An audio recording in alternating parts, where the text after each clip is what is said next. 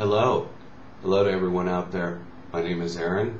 Welcome to my home. I'll be your host for roughly about the next 10 to 15 minutes or so as I do my product review video on two pieces of vape technology that were recently vape gifted to me very lovingly from my little sweetheart sweetie that works at a local brick and mortar who I'm currently, but that's a whole nother video, but was gifted two pieces of vape technology. And what I was gifted was the Lemo V-1. I was gifted two of these. I've had these for roughly about 2 weeks now. Been vaping on them about 60% of the time. And I'm going to tell you that not too many things impressed me right out of the gate. These Lemo V1s impressed the hell out of me. It just blew me away because I've never had these before, and due to some frustrations and a little bit of difficulties building up some other vape technology out there, it was well chosen and well thought out for me to have these, and that particular person out there made sure that I had what she felt was going to be the most easiest for what I can do.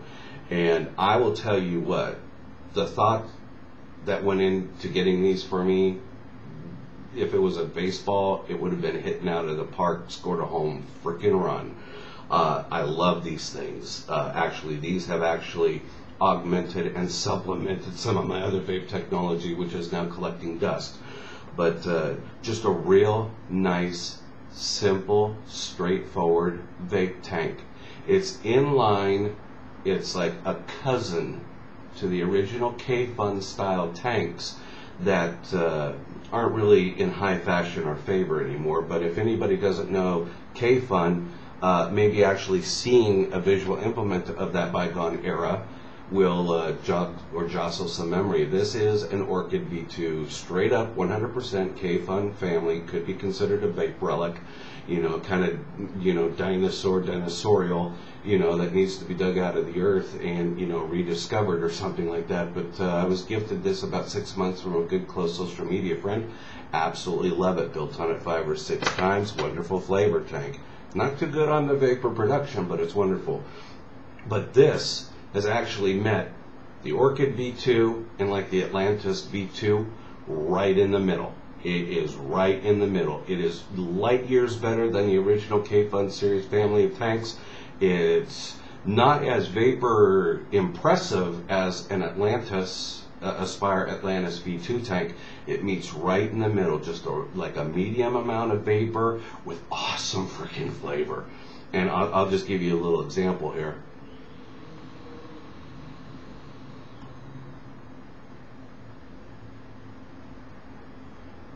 Just wonderful. Home-built coil, 26 gauge Kenthal A1 wire, just under a 2.0 millimeter screwdriver, micro screwdriver head, and a lead-in plus 7 wraps, heat pinch, boom. Vaping. Prime it while it's still in the chamber, put everything around it, dump the same juice in there. You're vaping. Absolutely love this thing. I'm going to take another toke on it.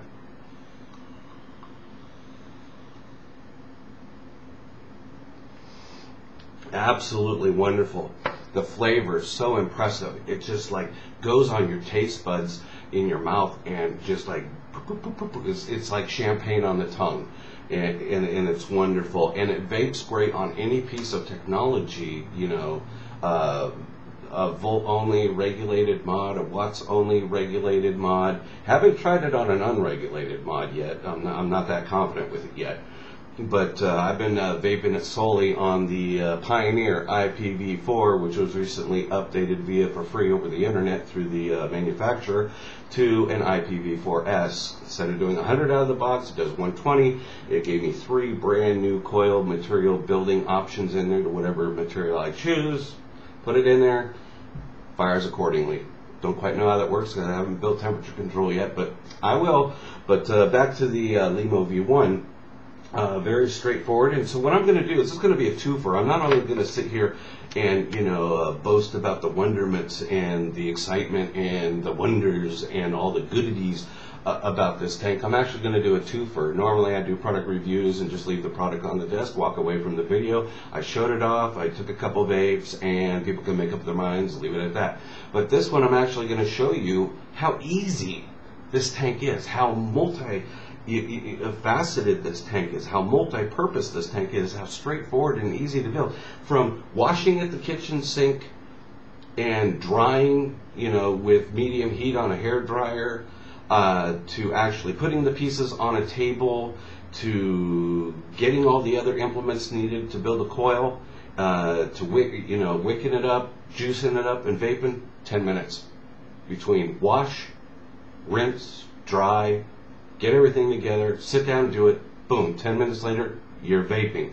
And I love these tanks because it's wonderful. I don't need to go to a store and buy a coil. It's not like my Atlantis V2, which is like real coil dependent, like brick and mortars. It's all me. At any time, day or night, it's all me. The day or night thing might be 11:30 at night. One of the latest open brick and mortar in my neighborhood stays open until roughly about 10 p.m. If it's 11:30, I'm screwed. If I'm, coil dependent upon a brick and mortar store for it. But with these, or like with an RDA, it's the same level of comfortability. You just build, you vape, and it's wonderful. So I'm going to take this, I'm going to shut up here, above the shoulders level. I'm going to shut up down here. I'm actually going to take you down to desk level. I'm actually going to show you some of the grocery list that's going to be required to build this thing up. I'm going to go through a very simple 26 gauge Kenthal single strand coil build for this. And all the way from the coil build, from priming the chamber to putting it together, boom, I'm going to show you. Boom, you can vape immediately once that drip tip goes on there. Boom, you're vaping. So stand on by. We're going to go desk level here, and I'll see you in a split second. And we are at desk level. Welcome back. This is a very small, and I'll go through it very, very quickly for you, grocery list or supply list that you're going to need to properly build on a Lemo V-1. Right now I have the sister to my jet black Lemo right here in its respectable pieces, and I'll go over that in a minute. But what you're going to need is, for those who have an ohms meter right here. I use it originally as a support foundation to build upon the deck, and then of course after the build's done I want to see the ohms, so that's important. I have tweezers here just in case I need to use it to wick the cotton through the coil, pair of scissors, fingernail clippers, a small little needle nose, slightly bent or it can be straight, little needle nose plier right there, a just slightly under 2.0 millimeter micro screwdriver, 26 gauge Kenthal, and whatever material you like to wick with. Me, as you can see, made in Japan right there. I'm an organic Japanese cotton guy. Love the stuff. Will probably use it to the end of time, but there is Egyptian out there, there's American organic out there, Japanese organic out there, so whatever it is, make sure you have your wicking material right there. And these screwdrivers are just supporting cast members. They're of no consequence to the actual build per se. They just are used to tighten up a screw and feed wick down a fire chamber or a primer chamber. But we will get right on into this. Right here, I'm going to clear out a little bit of room here. I would just pause it, but I'm going to show you what all this looks like to do in like real time. I will clear out a nice workspace, and I will bring my ohms meter, which right now is just going to be a foundation implement. I will take the bottom deck of the Lemo right there, 2 screws, vent hole that leads to the air control through that screw. Make sure that screw's all the way out, and there's a little washer around here, a little mechanism. You would take a micro screwdriver such as this one, you take it down there, hook it into that little slot, and spin it to the counterclockwise for maximum air, clockwise, it will tighten it down, cinch it down for minimum air. But I would let you figure that out, and the instructions for that are in the owner's manual that does come in the box. But so that's the airflow chamber right there. So I take that, and here is the base, 510 thread, stainless steel, right on in there. Is adjustable, as you see. I take these two pieces, put them together. So you screw them together, and then you put them on your ohms meter, just like so. And now what I do is I will make sure, number one, the screws are up high, because you're going to need that, because once you get going with the wire, you don't want to pause the build and take a chance of something going south, all to bring up a screwdriver to make sure. So these are properly seated now. They're raised way high up above the deck and will host a 26 gauge Kenthal wire. Not a problem. So what I do is, I'm coming on down here, taking my wire, and I just take a small, just one spool, just, one time around. You don't need much. You don't need feet. You don't even need 10 inches, 8 inches, 6 inches. You just need about 5 inches, and then I'll take my fingernail clippers here and just clip it on out. Boom. Now we got our piece of Kenthal. We got what we're going to use to build right up here. And what I do is I will take it on just under a 2 millimeter screwdriver, 2.0 mm. I will take, we all know coil building here, so I will take that and I will do a lead in, plus 1, 2, 3, 4, 5, 6, 7. I'll do a 7 wrap right on there and bring this lead out taut, bring the bottom lead that you were crimping between your thumb and the screwdriver piece, bring that out straight, and then what I do is I take my little needle nose plier here, I'll take it like this and actually slide it down the screwdriver and do my pinch that way, get it down nice and taut, and hold it for roughly about 10 seconds. What that does is it brings it together, makes for better coil firing, it evens the build, evens the firing and the glowing of the coil once it's firmly placed and mounted on the deck of the Lemo V-1 RTA. So we're almost about ready to relinquish our death grip on this coil, stop the original pinch.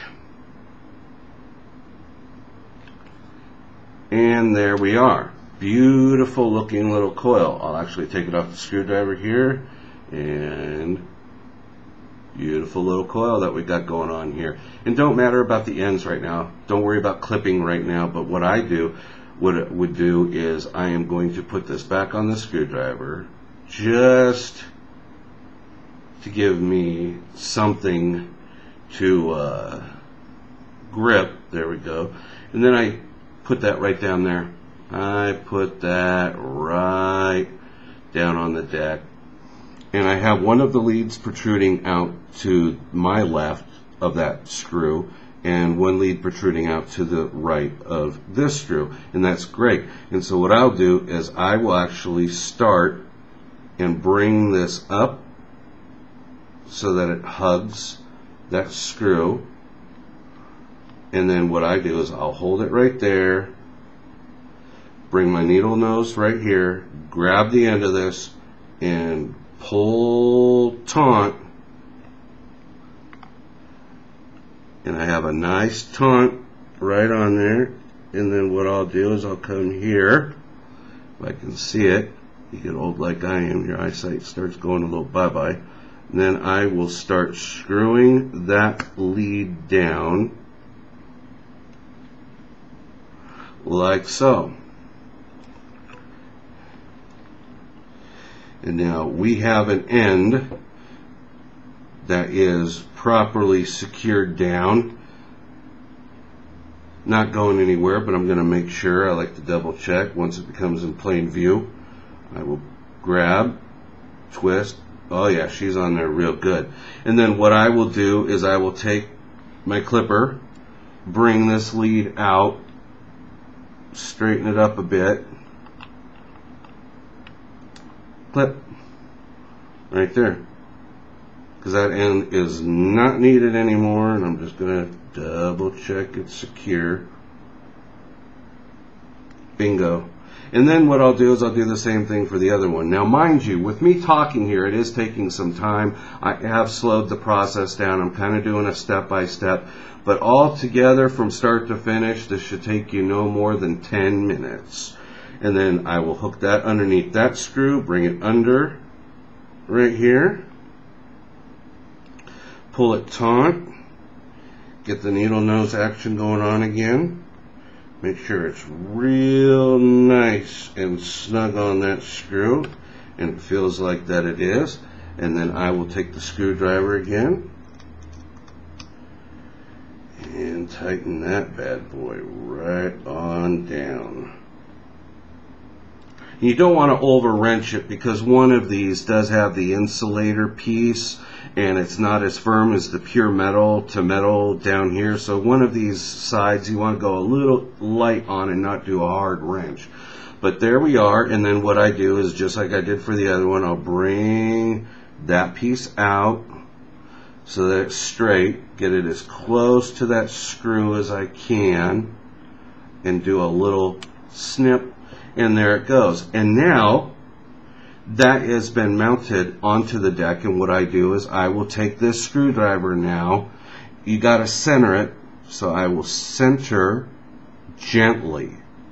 And now that is centered, and do a nice little going up, just like a ½ centimeter, just a nice little pull to get it really off the deck. Pow. And then what I do is I do a side profile. I see that it is properly raised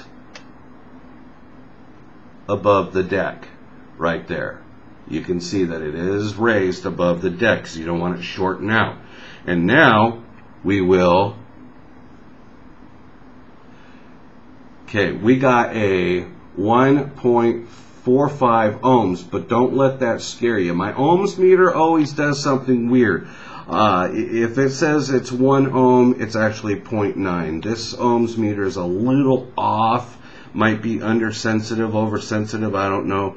But trust me, and regular use on the Lemo, you will see the ohms go slightly down as the coil gets burned in and settles and finds its plateau. But at least we know that the coil will work.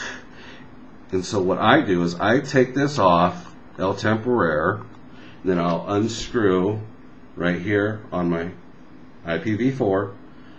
I'll take this tank off real quick.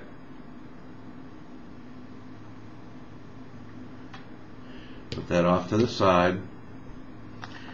Take the newly built, put that on my device right there.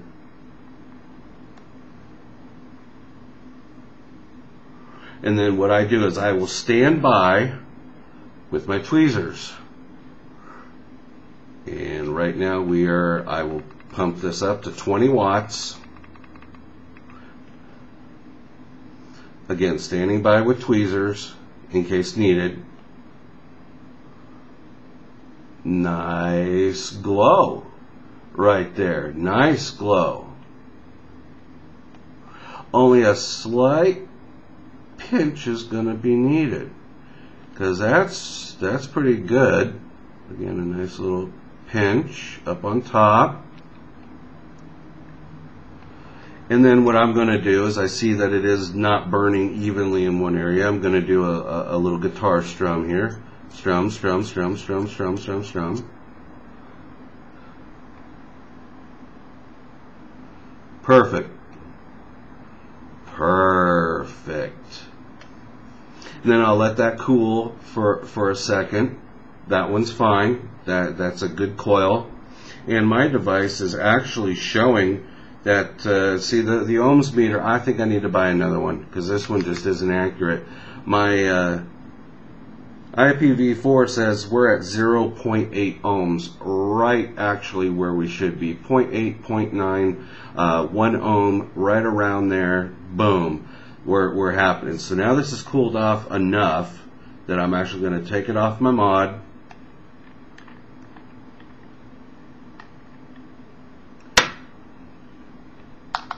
Put it back on here. Actually, before I do that, I'm going to show you, because I'm actually going to kind of, you know, hook the corner here and actually take out a procedure.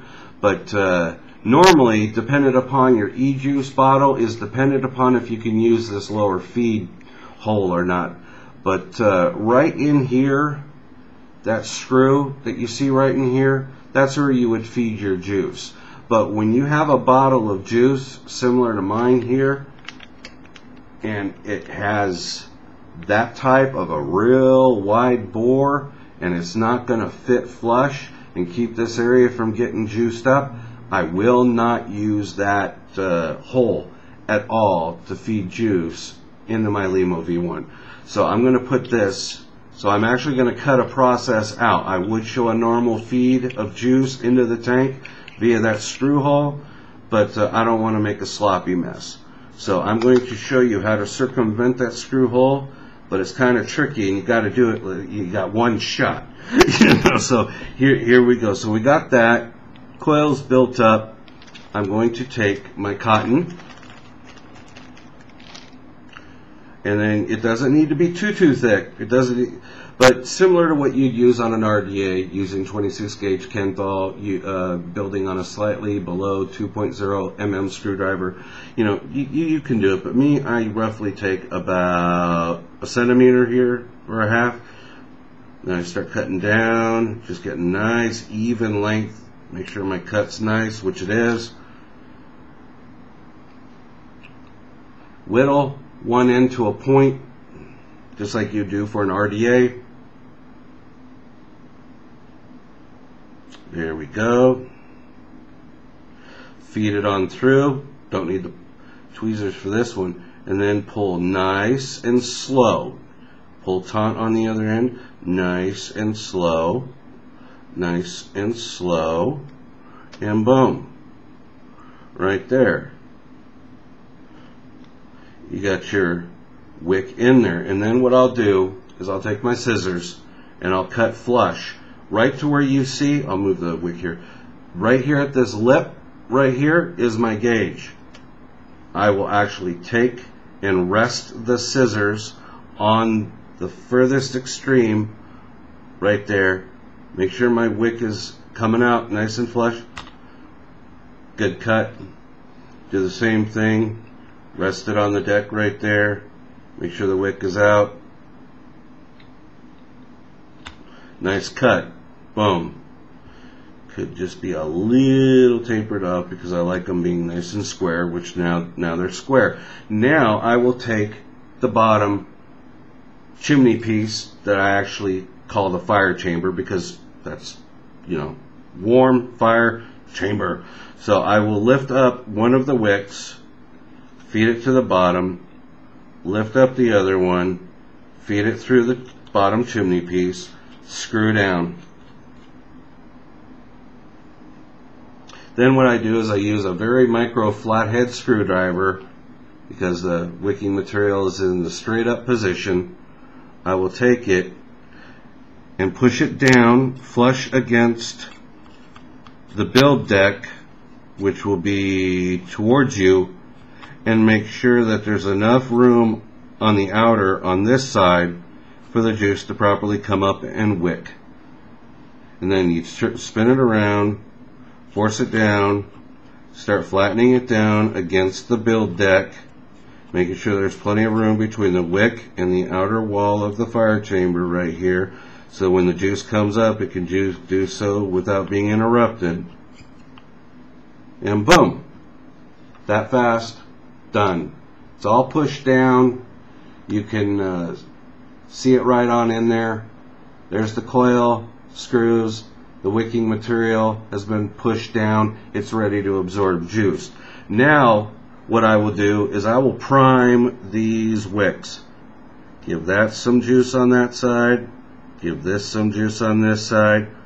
Strum the coil 2 or 3 times with some juice. Let it get between the wires so it engages the cotton. Give it a couple more primes. You don't want to saturate it to the point to where this is going to be like a swimming pool or a hot tub, but you do want to prime those wicks up so that they are receiving nice. And if you see any problems, this automatically gives you the ability to thwart those problems before they start. And so I'll give it a little bit more prime, and that's good.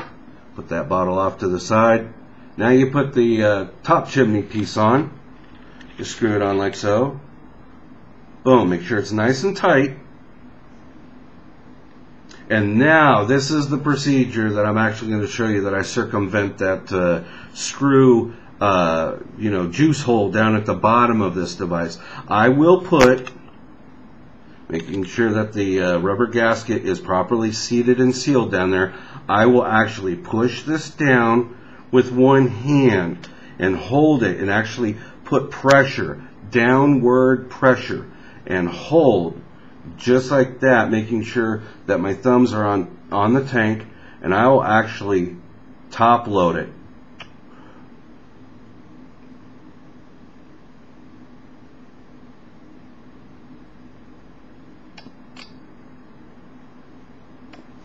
Just like that. Top loading, grab the top piece, center it, screw it on down. This is what holds it all together. Screw it on down. And then to get a real good screw, because I don't like screwing tight on top of the ohms meter because I don't want to break it. It is kind of flimsy plastic. I will personally take it. Nice little boom. We are nice and tight. We have a seal. And now put your drip tip on there. As so. Boom.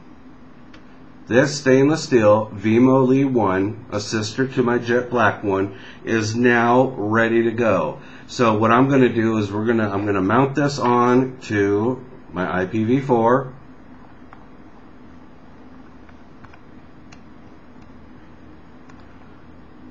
And now that the build's done, we're going to go off the deck, and we're going to go into above the shoulders time, and I'll show you this bad boy in action immediately after being built. See you in a sec. Okay, we're back in above the shoulders time. Just to let you know, in between the time it took me to replace camera, to get it off the deck, because the build's done, don't need to show off down there, to the time to where you're seeing it right now, this has not been primer puffed. This has not been primed, fired, or armed. Nothing. This is exactly the way that you saw it coming off the deck. Now we're going to, what I do is I give it about 3 or 4 little priming puffs while firing it. No dry puffs. So just give it a little. Not much vapor there. I'm getting this used to being firing. I'm kind of trying to burn it all in right here without burning it. So I'll give it another little prime. More vapor coming out. I'm drawing a little bit longer. Now my third and final will be a pretty decent drag.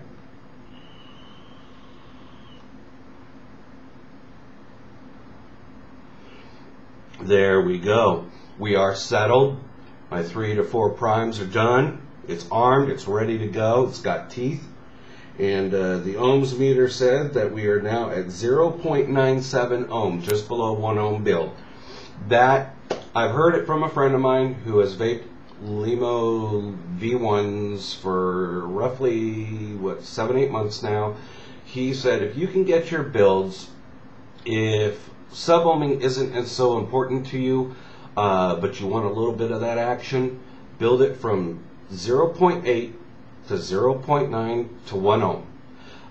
He said if you're just doing it fantastically and you're rushing and you can't be too targeted in on an ohm, you're just building. He said anything from, again, 0.8 up to like 1.2, 1.3, 1.4, and even 1.5 ohms is acceptable on a Lemo V-1. It can handle just about anything you throw at it. My sweetheart, who works the industry, knows what she's talking about. Officially, professionally reports to me that the Lemo V-1 can be safely fired down to 0.5 ohms and safely be fired anything to 4.2 ohms. So that's the whole broad spectrum, 0.5 to 4.2.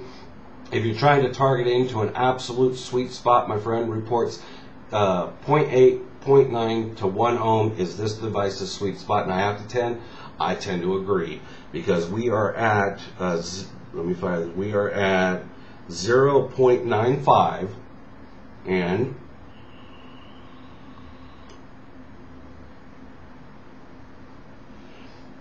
awesome, and the flavor. This is a straight up flavor tank. You're not noticing if I had my Atlantis V2 in here right now, I'd be chunking clouds. If I had my Buddha V1, I'd be chunking clouds. If I had my Mutation V2, I'd be chucking clouds. This is not a cloud chucking vape tank. This is a flavor tank. This is in line with the family of flavor tanks, Lemo tanks. And, but it has awesome medium vapor production. And, you know, I'll give you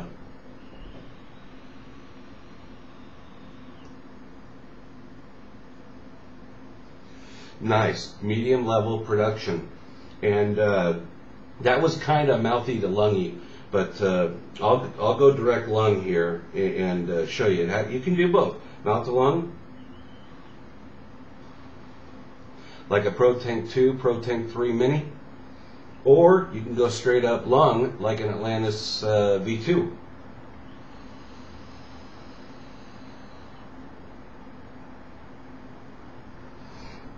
Awesome.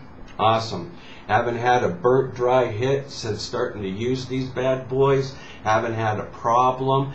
Reliability hasn't been an issue. Ruggedness hasn't been an issue. Quality hasn't been an issue. I love each and every one of my 2 Lemos with all my heart, especially for where they came from, you know, but just wonderful tanks. If you have the opportunity at a local brick and mortar, with them being version 1s and the V2 and the drops are already out there, you know, they're pretty much retail. Your V1s might be on sale. You know, my local brick and mortar that these came from, you know, via the Sweetie, they were on sale. They were on clearance blowout, and that's why she was able to get them and bring them to me. But you might want to find some on sale. Go on eBay, go on, you know, Amazon or Fast Tech, or, you know, whatever website you feel comfortable using, and find one. Because I swear, just the convenience of being able to build your own anytime, day or night. You're not brick and mortar dependent here. You're doing it for yourself, by yourself, for yourself. Totally, it brings a level of independence, just like with RDAs and RBAs that you can buy for such things as the Atlantis V2 and some of the Kanker Tech, you know, sub-ohm tanks out there. It's that level of convenience, that freedom and independence from the brick and mortars that are no longer needed for the coils. It just gives you independence. Gives you a nice, thick, custardy, medium vape production vape. It does have a Pro Tank 2 feel to it at times, and it does have a sub-ohm tank feel to it at times. It's kind of a hybrid, kind of like right in the middle.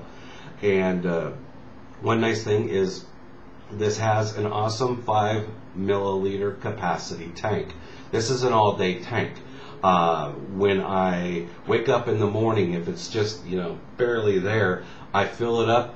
I don't have to worry about it. You know, if I'm filling it at, you know, 6, 7, 8 o'clock in the morning, I don't need to worry about refilling it until 10, 11, 12 midnight. That's how long these things last. So this is an all-day, daily driver potential tank. But on that note, I'll start wrapping this bad boy up. But just wonderful. And again, it does have the option to take the stock drip tip off, put a wide bore on there, medium bore on there. But the one that comes with it does it pretty nice. So I keep that bad boy on there. So that goes on down there. Again, several parts that make it up. I showed you how to build it.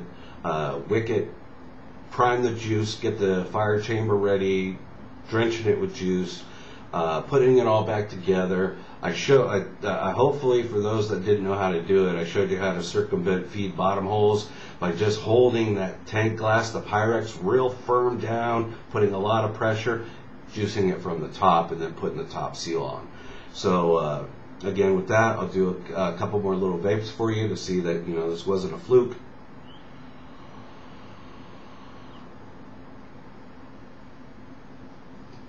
Nice consistency of that cloud, and it's wonderful. The flavor that I did, at the, my sweetheart's brick and mortar shop, got their in-house line of juices. This is a real devilish vanilla custard. It is called Kashishi Cream, spelled with a K, and just awesome, mildly caramelly, primarily vanilla-y, custard, deep, sinister vape. It's wonderful flavor, and nothing better to bring out a good juice flavor that's already built right than an awesome K-Fun family of tanks, the Flavo tanks, to burn it right and just give you that hit. But on that note, take one more puff. I'm sure you guys are probably out there thinking, man, we can shut up. Here we go.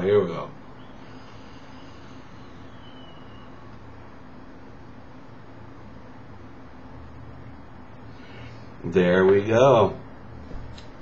The Lemo V-1 in the two colors that it only comes in. Jet black, stainless steel. Fired on whatever device you want to fire. And by the way, an IPv4 product review is forthcoming. Will be released to you all within the next 1 to 2 weeks. But again, thank you for coming. Thank you for spending some time with me here in my home. I hope this was educational to you. I hope that at least some of you out there got something from it. And it was a very, my pleasure and my honor to bring it to you. If I missed anything, sorry. Again, only been using it for 2 weeks. Not a professor of vapology on this. I'm still kind of a noob novice here with this type of a series of a tank. But I hope at least I gave you some information to make you maybe want to go out and, to your brick and mortar and buy it, or go online and search for a good deal and buy one. You'll love it. Wonderful flavor. Medium vapor production. You've cut the umbilical cord to your local brick and mortar vape shops as far as coils are concerned.